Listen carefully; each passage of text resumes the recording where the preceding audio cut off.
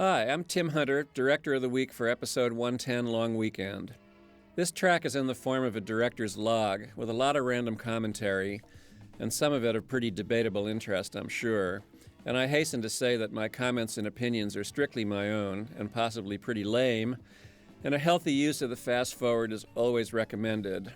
I'm a shooter, after all, not a commentator, but hopefully this will suggest something of the process. Mad Men had 4 different cameramen during its first season, and this was shot by number 3, Bill Rowe, a very talented veteran of X-Files and other shows. It was scripted to open with the girl running in. I kind of picked 3 slightly disorienting angles here. It was a nice moment between father and daughter. The first thing was to establish that it's hot. Matt is not one for inserts, but he wanted shots of the fans in this show. You can see that they're packed and ready to go to the beach.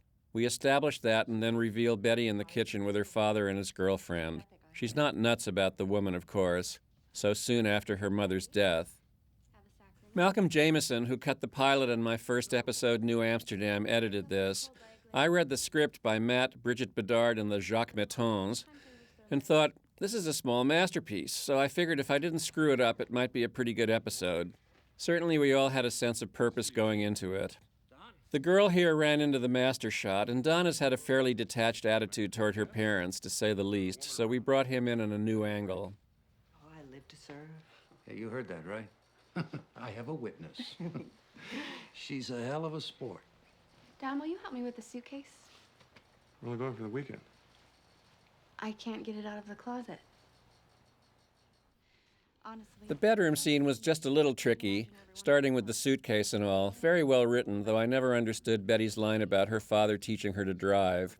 Betty stands apart at the dresser, a few feet away from Don at the bed, which gives it a minimal dynamic, one hopes. I'll say you talked me out of it. You know, about the editing and the rhythm of the shows in general, one of Matt's initial dictums was that he didn't want the dialogue rushed.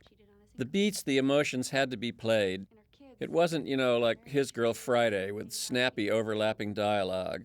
And he allows movement to be played out, which is good, since the sets tend to have a fair amount of depth that you can take advantage of.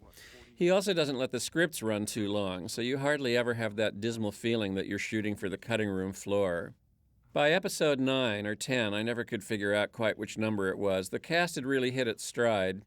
Everybody was totally hardwired into their characters, not that they weren't before. And even the supporting parts had been largely set, and the only real casting for the episode was Alan Miller as Rachel Menken's father, and the twins. Now, I always liked twins. I have twins. I directed Twin Peaks, and the pilot of Beverly Hills 90210, which was about twins. I even did a movie of the week called Lies of the Twins. But back to the scene, January Jones is really vulnerable here. She's being catty, but you can tell she's working at it, that it doesn't come easily to her. So she's likable, even if there's always an elusive element to her. They had these old campaign spots for Kennedy and Nixon. The idea was to simulate 16 millimeter, which I know something about. They had done it in the episode before and had a Bell and Howell projector, which I taught Rich Sommer how to thread. I had the spots put together to simulate leader and splicing tape in between. So we did this pullback along the table to a master with the projector and frame. The tape was actually being projected from a video rig above the camera. It's catchy. It's catchy like it gets in your head and makes you want to blow your brains out. The dialogue's great, yeah? All these guys trying to land the Nixon account, coming up with all these bad things to say about Kennedy. Now, the conference room set is also great, but it's a challenge. You can get a bad entrance or an exit, and you have to reach around sometimes. But this scene stacked up well with the 2 sides and the projector in the middle. Hi, I'm David Carbonaro. I'm the composer on the series Mad Men. All right, the first thing that they asked me to do for this episode was they needed a campaign song, something catchy, and I called a singer friend to help me out with this. And it's nothing, but I thought she'd be great, and her and I did a couple of different styles, one swing, one straight, and we came up with... Ethel, go get the ice pick. That Nixon guy is on TV again. Ethel, go get your ice pick, which was not my lyric. I don't know who wrote. I guess one of the writers wrote it, and we came up with that. And Paul sings it with a little bit of swing, which is great. It is your job, the shows and the ads. I was just wondering.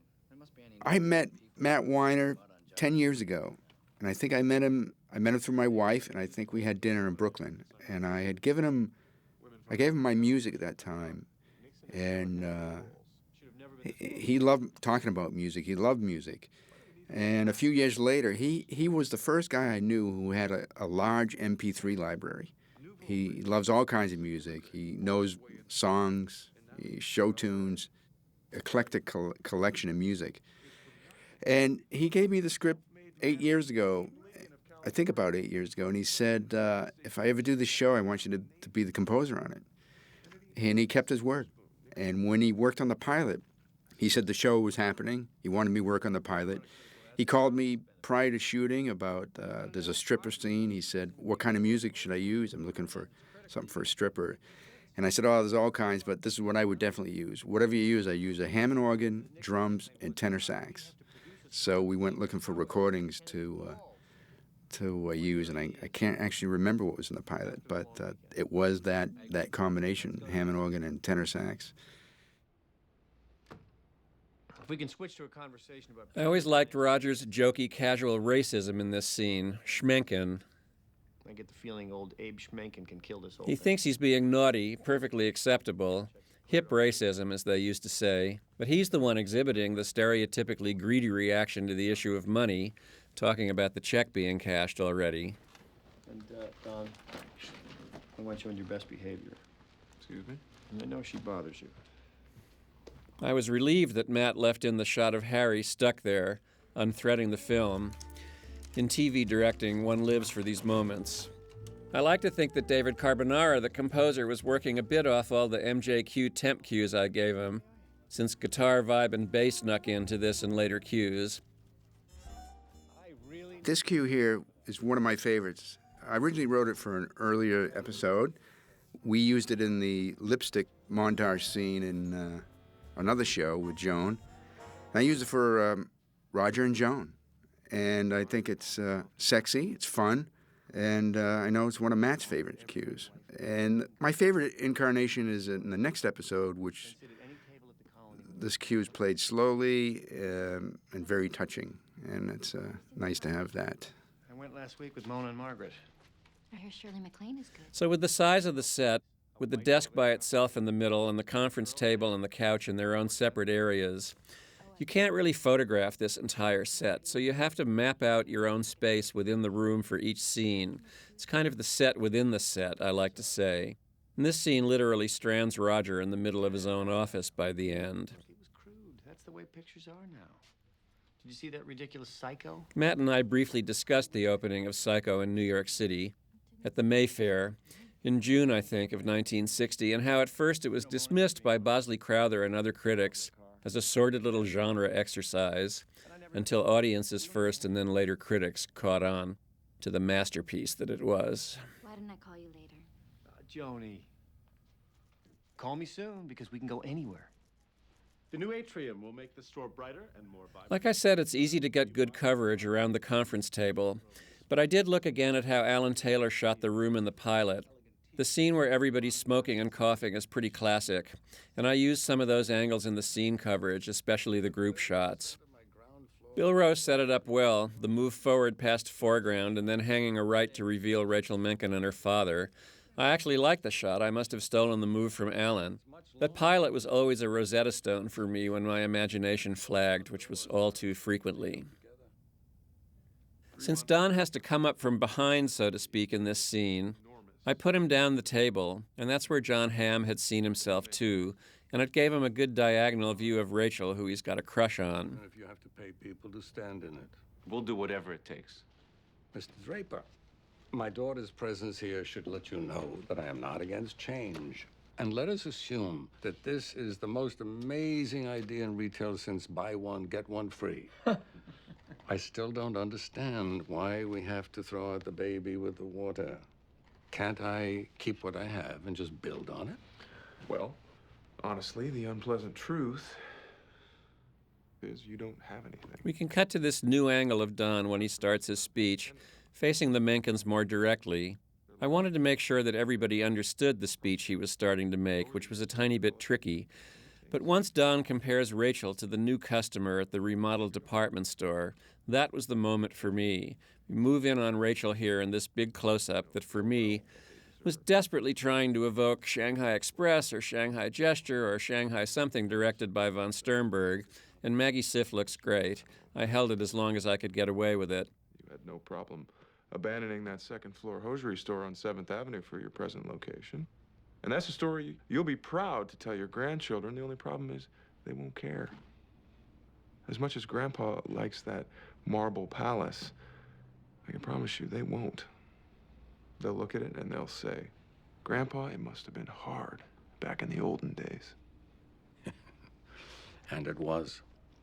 Everybody's jumping to forget it. Excuse me. This is not some phony story you people print in your 4th of July circulars. My father actually started with nothing. And he made it into everything we're talking about. Who here can say that?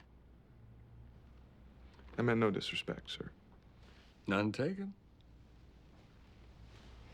This is the plan, Daddy. As you can see, it wasn't just thrown together. It does seem very well thought out. It is.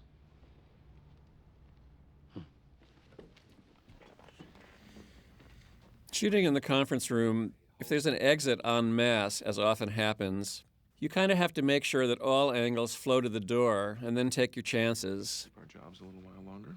Don't screw this up. If you try to do coverage at the door, like a shot like this, you're really in trouble. What about you? Daddy, can we? In the elevator lobby here, it was clearly going to be done in one shot. We timed the dialogue by walking backwards from the elevator during rehearsal. The acting is smart and dry, and it shows off the really good set. He's very good. Persuasive. Yes. A little dashing for my taste.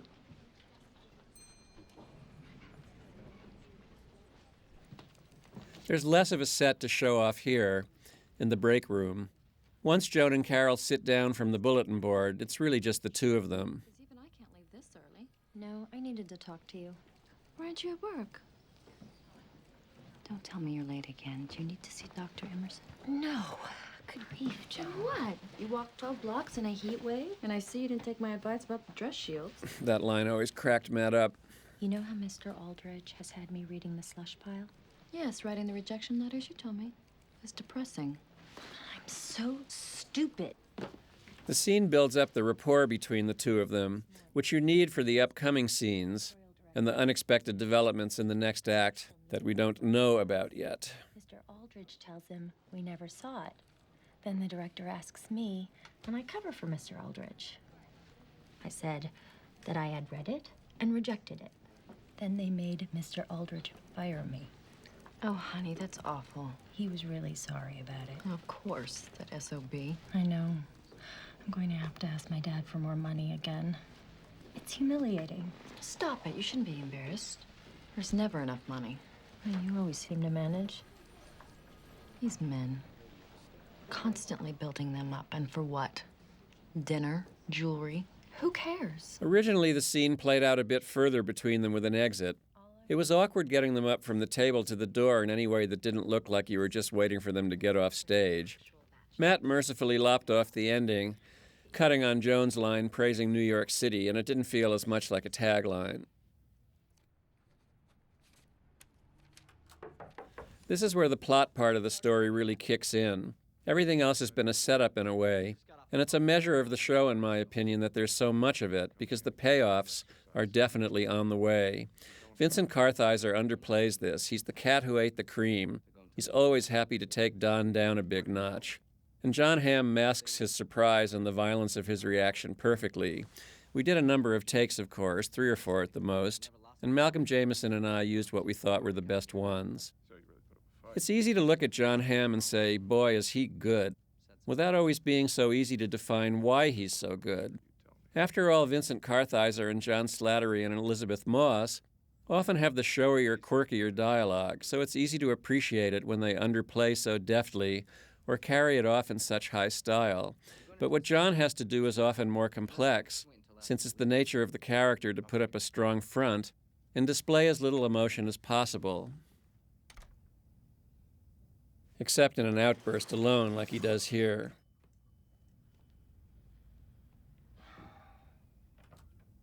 You have to pay tribute to Elizabeth Moss in this scene. She's really priceless. Matt and all of us cracked up over this Dr. Scholl's exchange. You wear Dr. Scholl's inserts? I thought we all had to. Take them out. Get rid of this, please.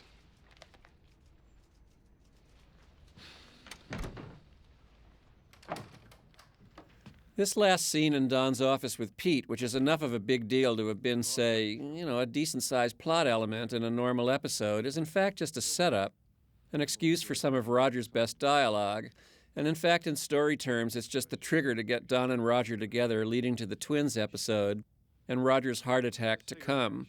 The mood and the story take a completely new turn here in Roger's office. John Slattery won my heart forever with his thrown-away delivery of this casual put-down of the client. Chicago, he's a smoke ash. And note how the dialogue references the mystery of Don's past, too. It's just remarkably good writing, and these actors play it so beautifully. Lucky me, huh? It's working. The day you sign a client is the day you start losing him. You don't really believe that. You know what my father used to say? Being with a client is like being in a marriage. Sometimes you get into it for the wrong reasons, and eventually they hit you in the face. In TV minimalist terms, Roger getting up here and going to the bar, he looks like an old man there for a second, helps give the scene some movement. Well, I said it was minimal. John Hamm has really strong feelings to play while keeping up his facade, and John Slattery has this sustained scene of great dialogue, leading up to a really good tagline. Back to my serialized observation on John Hamm. You can't take your eyes off him, so everything in you wants to identify with him as the hero. But he's a very unreliable hero since he keeps so much of himself hidden, and his behavior, which is so impeccable in public, is often motivated by dark inner needs. He can act with great self-confidence, but you know that on a deeper level, he doesn't understand himself any more than anybody else does.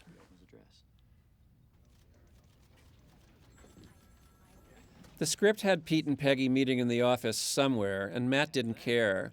It seemed a hard conversation to play in front of everybody. So I put it in this inner walkway nearest the office secretary's desks and had them stop in front of the partitions here so there would be an illusion of privacy. It's minimal, I know, but their move to the desk after this and the different setups for the last part help the natural arc of the confrontation between them, one hopes. I'm asking you. You should talk to him. What's wrong with you? Excuse me? I'm just trying to do my job, and you're making it very difficult. Peggy, dear, I think I understand. It made me realize, as I do often on this show, that Mad Men is completely inside the character. It never judges them or comments on them with any kind of self-consciousness or parody, even though both Pete and Peggy do represent archetypes in a way. But everybody thinks they're right when they're saying something, taking a position, or having an argument. You have to advocate down the middle as passionately as you can for both sides, even though one of them is wrong, and in Pete's case is being a total jerk. It's directorial impartiality. Yes, I know. And I heard all about how confusing that can be. Maybe you need me to I wasn't sure what the next set, the casting corridor, would look like, as it was a last-minute art department conversion, though of course Dan Bishop, the production designer, had showed me a diagram and I okayed it. It was shot in the back corridor off the conference room, pretending to be on another floor, though it hardly matters. When I saw it, it looked like there'd be a nice reveal from the wall. 1 twin, 2 twins, 3 twins, all the twins.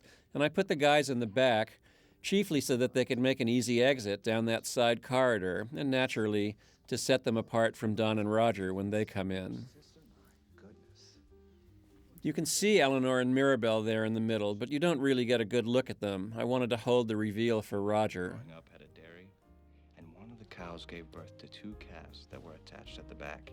Then they cut them apart. Malcolm Jameson reordered this opening dialogue a bit from the script to good effect, I think.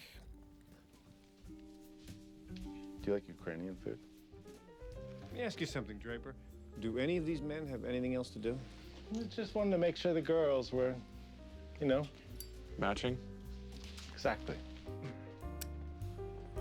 But this cue is one of my favorites, which it's a jazz waltz, and I've used it. I used it once before this episode for Don and Roger in the stairs. and it's a lot of mischief for Don and Roger. And it's a jazz waltz. It's vibes. It's very retro feeling, very 60s. I tend to love using muted brass and alto flute and vibes. And I thought this worked really well for the scene. I arranged it a little happier than the previous episode where I used this. And again, it gives a nice light touch. Honestly, I think we're going to send everyone else home and use our authority to say that you two are the new faces of Cartwright double-sided aluminum. Oh my God, You figure that somebody told these girls that to get ahead in business, they would have to sleep their way to the top just a little bit, and that they kind of said, okay, we can do that. I guess that wouldn't be too bad. 20. Okay, coming up, I love the source cue I did, which is features like a small big band with Hammond organ, which I love, very retro.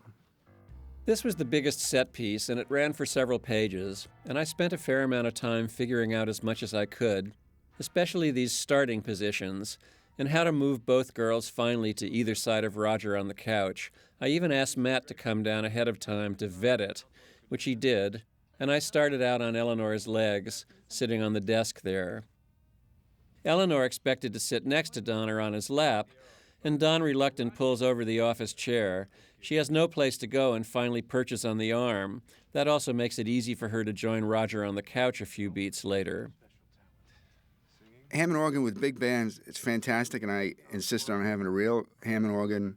I use as many live musicians as I can. It's costly, but you get a great sound. This one features a great husky sax solo. And of course, a trombone solo, which is sort of a signature of mine since I used to be a trombone player. Credit Bill Rowe with the nice focus work and focus pulling on this shot. This was a grab, pretty much, based on the blocking, and it's a nice intimate shot of Don. He doesn't want to be there, but he can't make himself leave. Soft as a lamb's ear. You gotta feel this. I'm talking to you, Eleanor.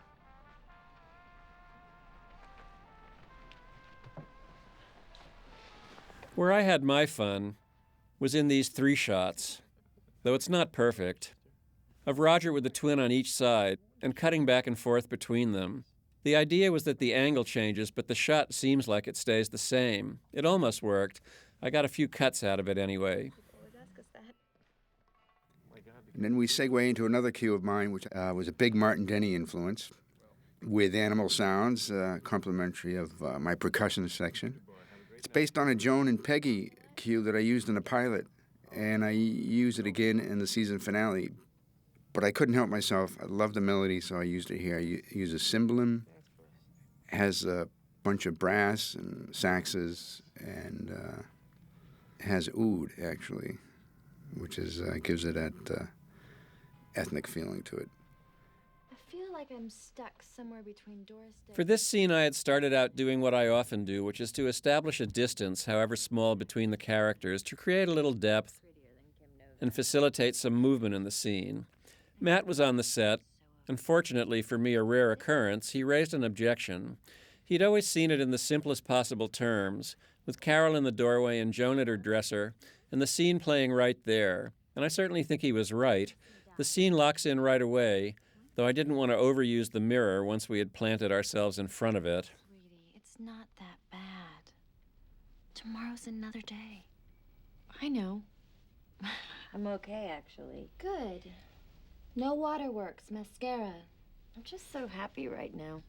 Okay, are you on the Gilbys already? No, I just love this, you know? Being with you. We do know how to have fun. I gave Carol's coming out here speech several takes, with as little direction as possible, you may imagine. If you let an actor, Kate Norby here, run with it, one of the takes can just hit it in a special way and stand out even though all of them may be quite good, which they were in this case. That first week in college, I saw you walking. Matthew was always clear that Joan wouldn't be interested at all. Christina Hendricks takes it all in and then acts like it never happened.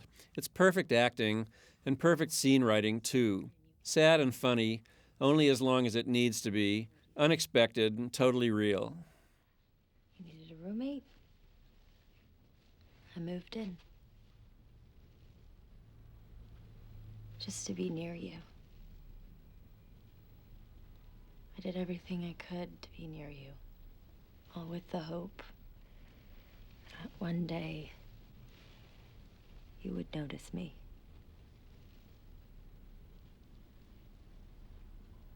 Joni, just think of me as a boy.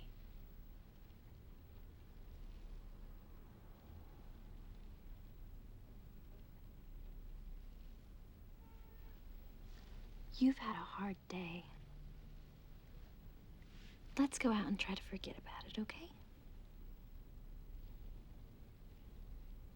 Of course. Good. Because I'm starving.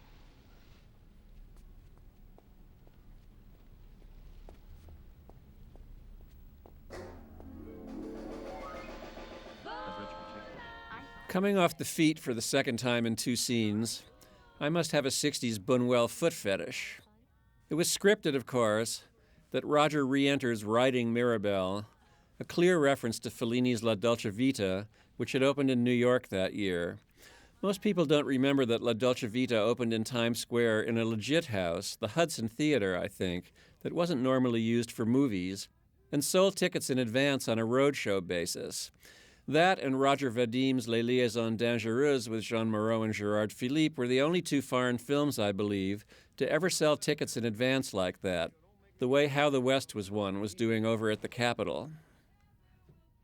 Right over there by the trough. I came up with the notion of using Volare and put the Domenico Modugno original on the temp track, and they liked it. The music supervisor found a cover version we could afford. I let them ride right into camera foreground and asked them to fall ass over tea kettle into a nice messy frame, and then just kept the camera there, letting the rest of the shot take care of itself. Sometimes you have to trick a cameraman into letting actors really stick themselves into the foreground. I should wait for my sister. I mean, I've been around the block a few times, but her... Now all you're thinking about is going around the block, huh? I don't even think I can get out of the driveway. Please, just wait with me. I'm keeping up my foot fetish here.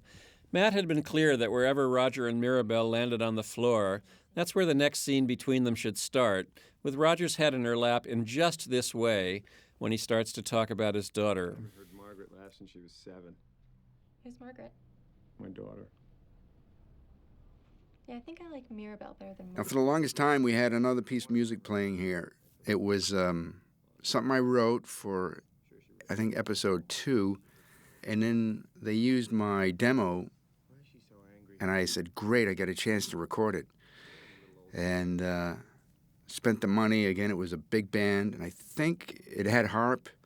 It might have actually had strings and featured alto saxophone and trombone solo, and it had a great mood, sexy mood. For some reason, they dropped it, but I still have that recording. I hope I get to use it in season 2. You have such beautiful skin, my God. I just want to eat it. I want to suck your blood like Dracula. This seemed noirish, and I liked that Roger had to scramble a bit to get up and seduce her.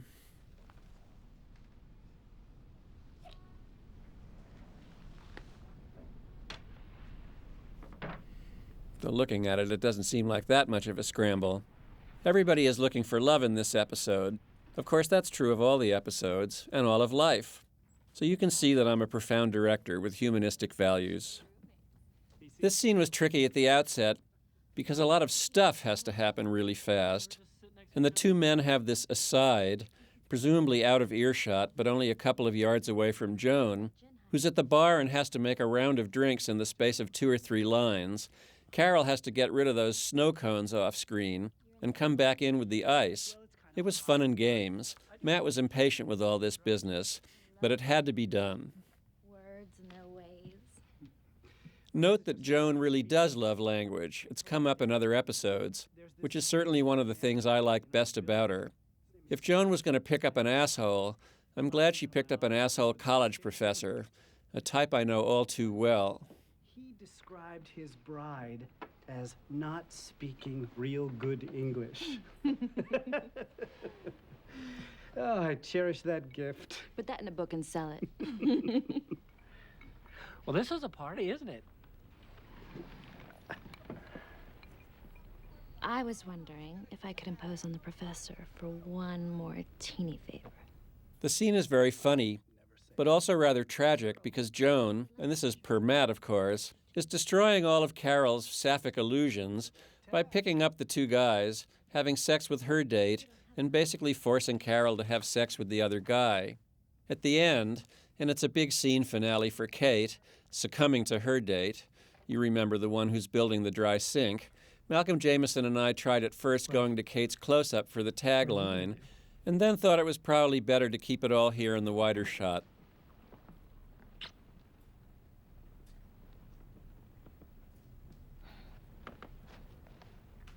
Whatever you want. You're married, aren't you? We had to do these smaller scenes between Don and Eleanor pretty quickly to protect all the stuff that we had to shoot in Roger's office leading up to his heart attack. I had asked for a stage crane, which always causes consternation in a production meeting. It comes down to the size of the crane or the size of the jib arm, and one figures it out with production and the camera and grip departments. I was hoping to heighten things a little when Roger had his heart attack. You could theoretically do a version of the upcoming move just by booming up on the dolly, but it's not the same. It's simple, but a very precise move, and it can only be done on an arm. Matt cracked up over Mirabel saying I shouldn't have asked him to do it a second time, but it was a hard line to get cutting into close-up as Don runs to the office, and I didn't want it to seem off color, so I folded it into the wide shots there, and Matt was okay with it. This is the heart attack cue, which I never get to score scenes like this in this show because there aren't that many. And I had to keep it light. It's a big moment, but I used light percussion, a lot of tension with the strings, and my high woodwind, which was clarinet, which always gives a little biting sound to it. And that's about it, just a tension cue, not too heavy, but it's a dramatic scene. And I did two versions, two different kinds of cues, and I never know which ones Matt's going to pick until I see the show on television, because sometimes he tells me he picks one, and then I hear it on television. It's actually the other one that he picked. So when the show's on the air, that's when I get to hear how my music was used. This I call A Visit with Roger. It's a throwback to Don's flare-up from an episode called 5G. When Don burns the pictures of his family, it's basically, to me, it signifies that Don's world's falling apart, the world that he's built. And I loved using it here to recall that, or that feeling that Don's world that he's built is really going to all come apart. No one was prepared for how moving John Slattery would be in this scene. I just tried to keep things hushed and to direct as little as possible, just nudging things a bit as needed, without, I hoped, blowing the mood for John. And that takes me to the conclusion of my little serial about TV acting. On the stage, you have to reach out and capture the audience. You have to grab them. But in film and TV, the relationship with the viewer is so intimate that you have to let the audience come to you. They have to be able to find you. If you reach out too blatantly, you can lose them to some extent. But if you can just be who you are and still hold the audience's attention, well, then you're a star. Matt really wanted to see that Don was moved, thinking about himself again, when Roger says he wishes he were going somewhere in life. A soul. What do you want to hear? Jesus. I've been living the last 20 years like I'm on shore leave. What the hell is that about? It's living. It's like you said. God. I wish I was going somewhere. Matt really wanted to see that Don was moved here, thinking about himself again when Roger says he wishes he were going somewhere in life. Then the floodgates just opened. Talia Balsam and John Slattery are married in real life, and she, fine actor, is the daughter of Martin Balsam, who you will remember as Detective Arbogast in the aforementioned Psycho. Talia makes her entrance, and everyone was just bowled over by the emotion in the acting. We had barely had time to rehearse it, so John must have been really well prepared, and I didn't do a damn thing but keep the set quiet and try not to screw it up. Listen to me, darling. Margaret is outside. She needs to see you. No, I can't let her see me like this.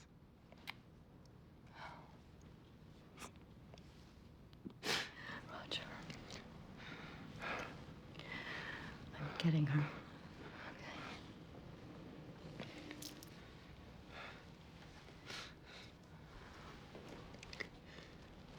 I still choke up.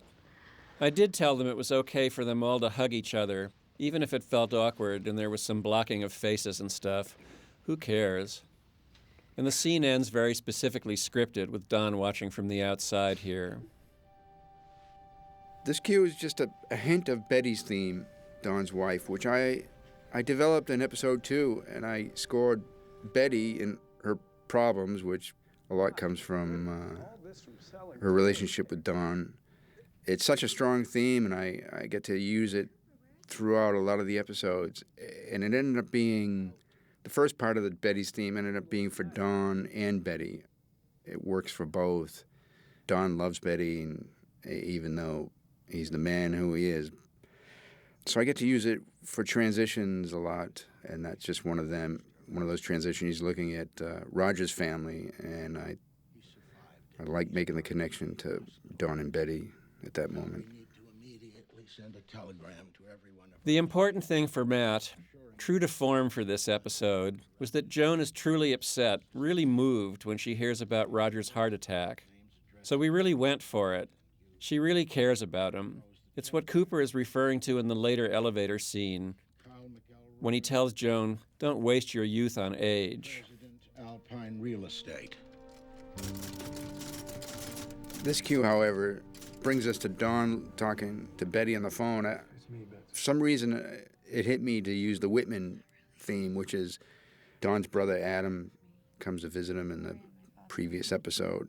It's all about Don's background, the Whitman family theme. And at that moment, I just felt like it has a lot more emotion. I felt like it worked better for that transition. I'm not sure why. Just sometimes I just follow my gut. Obviously, Matt liked it because there it is. It's good that you're there. About tomorrow. For the phone scene, which we shot the same day, Betty's beach house bedroom was just a 2-wall set the art department built inside the hospital location, and we shot it first up on the day.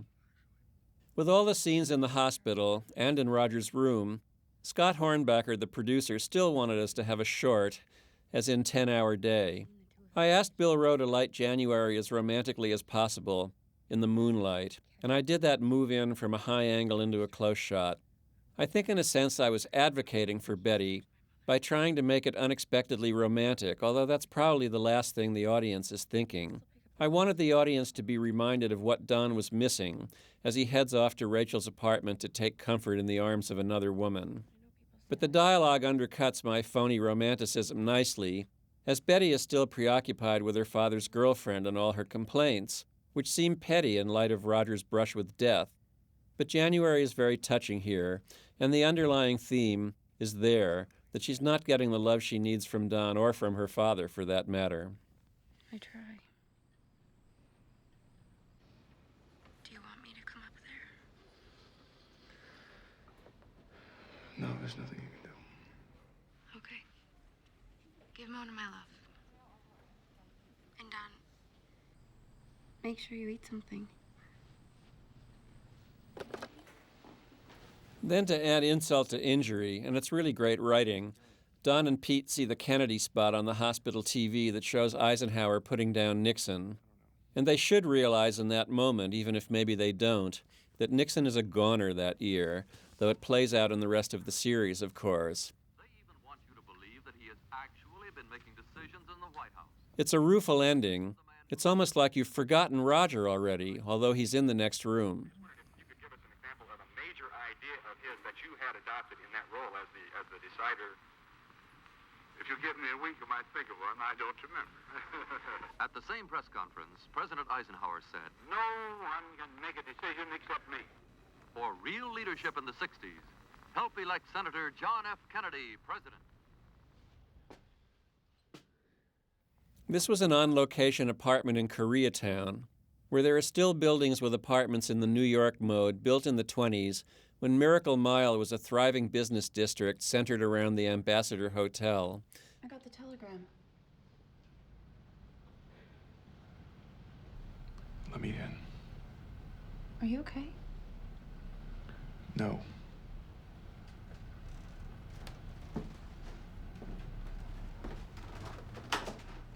You look terrible.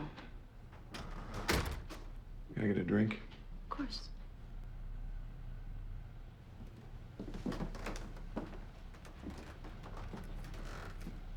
The corridor tells you right away that it's a relatively big apartment, though the set dressing here by Amy Wells threw me at first. I wasn't expecting so much chinoiserie, but it photographs well and was a little otherworldly to me, which was good. Not that anyone is paying attention to the decor at this point. You can tell me I'm not moving the account. He's gray and weak. So parenthetically, if the two places leading up to this, where Matt's note was that Don needs to be sincerely moved and self-reflective, were the scene in Roger's hospital room and the conference room scene where he compares himself to Richard Nixon, what does that say about the theme of the episode? Well, I leave that to you, the audience, of course, but maybe it says a little that the man who prides himself on being his own self-made invention and success story is starting to see the chinks in his own armor. But don't quote me. You do. You're exhausted. You need sleep, that's all. I just need to sit down. So my team consists of 3 people. My engineer, Jim Hill, and a copyist, Tim Perrine, and an occasional orchestrator, and I've been using a woman named Sujin Nam when I need help with mostly with the strings and the woodwinds, the more orchestral cues. All the jazz cues I orchestrate myself. And that's my team. That's it. And I thank them for taking part of it. Jim Hill, I couldn't have done it without his engineering. I think he does a great job. I remember the first time I was a pallbearer. I'd seen dead bodies before. I must have been 15. My aunt. I remember thinking, they're letting me carry the box. They're letting me be this. I'm new in Los Angeles, so I don't know the musicians in Los Angeles. I had been working in New York for a long time. And in New York, I could call the musicians. But here in L.A., I spoke with Russell Zeiker at Lionsgate, and he got in touch with a contractor and said he would get me everyone I need. And that's how I did this show, through John Rosenberg. Got me some great players. And at the last minute. And in the various studios I don't use, to record the musicians, I don't use one studio. I probably used about 6 or 7 studios to record, depending on the kind of recording. The piano was most important. There's some great pianos in town, and I try to get the studio with the best piano. For the more orchestral cues, I would try to find the room with the best piano. For the jazz cues, there'd be other considerations. Hammond organ was an important one, and the number of booths to put the drum set, percussion. I try to record as many people simultaneously instead of overdubbing. I'd rather record more people playing together than not, which makes Jim's job a little harder to mix it all. But he does a great job.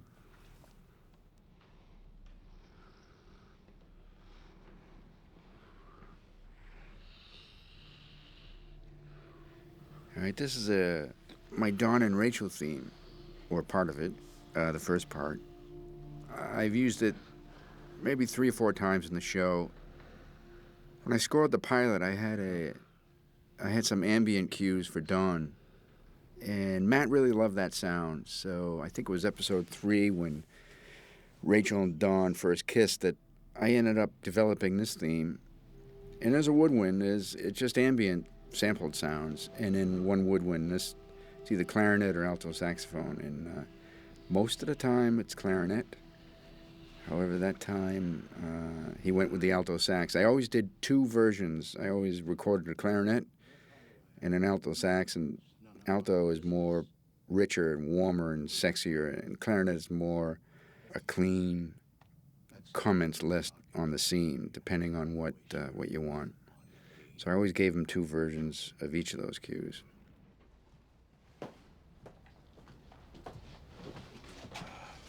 Could you? Lobby.